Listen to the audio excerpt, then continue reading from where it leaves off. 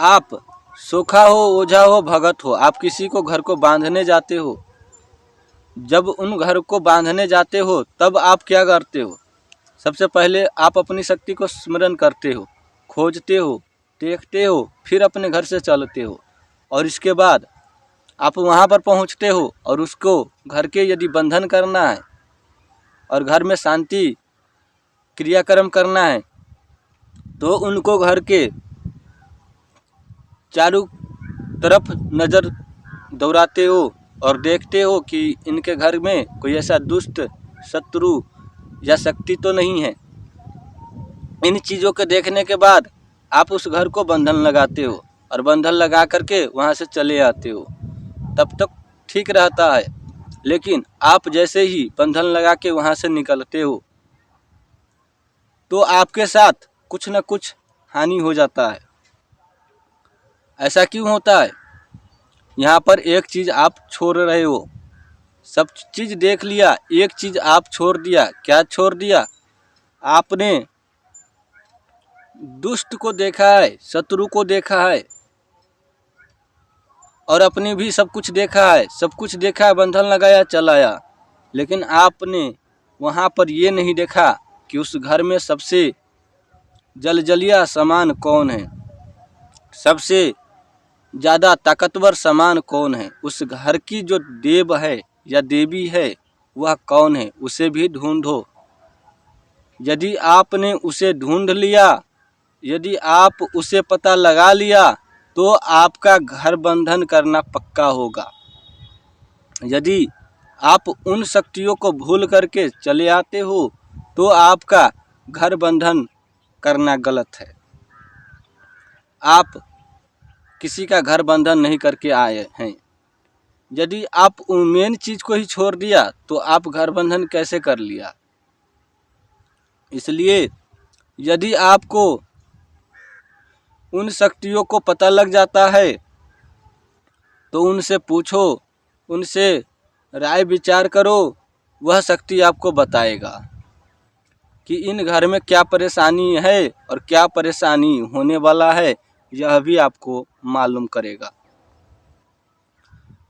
इनके साथ साथ आपको पता चल जाएगा कि इन घर में आगे क्या होने वाला है या इन घर में क्या समस्याएं हैं, और फिर वह शक्ति आपको उन घर को बंधन करने में मदद करता है। उन शक्ति को आप नहीं खोजते हो, चुपचाप आप अपने आप को बहादुर समझते हो, आप बहुत बड़ा अपने आप को जलजलिया और शक्तिशाली समझते हो और इस तरह का काम आप किसी को घर में करने जाते हो तो वहाँ पर आपका काम नहीं होगा, क्योंकि उस घर का मालिक वो बामत है।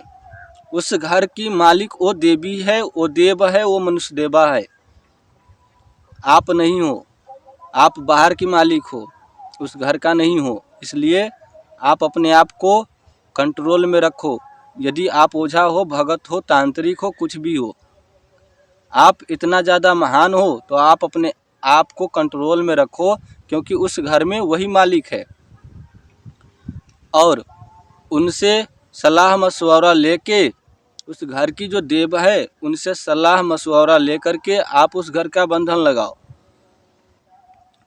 यदि आप इस तरह से उस घर का बंधन लगाते हो तो वह घर का बंधन सालों साल तक मजबूत रहता है। सालों साल तक किसी को कुछ नहीं होता और नहीं कभी किसी के घर में भूत खिलाता है। नहीं तो आप उस घर को ऐसे ही बांध करके अपने आप को बलवान समझ के वहाँ से चल आया। शक्ति हो सकता है आपको माफ़ कर दे। यदि शक्ति नाराज हो गया तो वो शक्ति आपके ऊपर कलह करेगा, आपको कष्ट देगा, आपको हानि पहुंचा देगा। कई ओझाओं को, कई भगत को ऐसा हुआ है,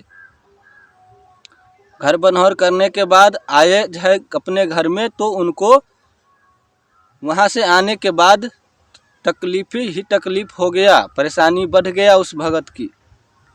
इसलिए परेशानी कहाँ से बढ़ रहा है, परेशानी कहाँ से आ रहा है, यह देखो।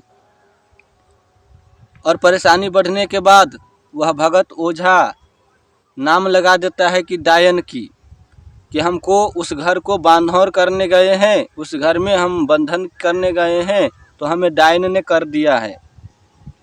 खुद की गलती नहीं दिखता है उस भगत को, खुद की गलती उस भगत ओझा को नहीं दिखता है, लेकिन किसी को नाम लगाने में भगत ओझा आगे रहता है कि हमें किसी डायन ने कर दिया है, फलाने घर को बांधने गए हैं, फलाने व्यक्ति की घर को बांधने गए हैं, बंधन करने गए हैं, तो उस घर को बंधन करने से हमको शक्ति रोक दिया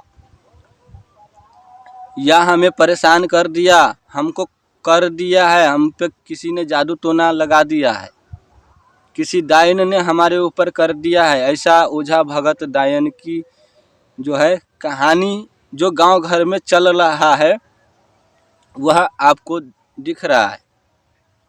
खुद की गलती नहीं दिखता है, लेकिन डायन की गलती सबसे पहले हो जाता है। करे या ना करे डायन तो ऐसे ही बदनाम है, इसलिए चलो डायन को ही बदनाम कर देते हैं। डायन करे तैयो ना करे तैयो डायन को ही नाम लगा देना है। इसमें क्या होता है कि ओझा भगत की वाहवाही चलता है, शाबाशी चलता है, और डायन को रोज गरियाता है लोग और सब दिन गाली देता है, और चलो ऐसे भी लोग डायन को ही गाली देगा। इसी तरह का और भी जानकारी आप लोगों के लिए लेके आता रहूँगा। फिलहाल इस चैनल को सब्सक्राइब नहीं किए हैं तो कर लीजिएगा, बगल में बेल आइकन दिया होगा उसको भी दबा दीजिएगा।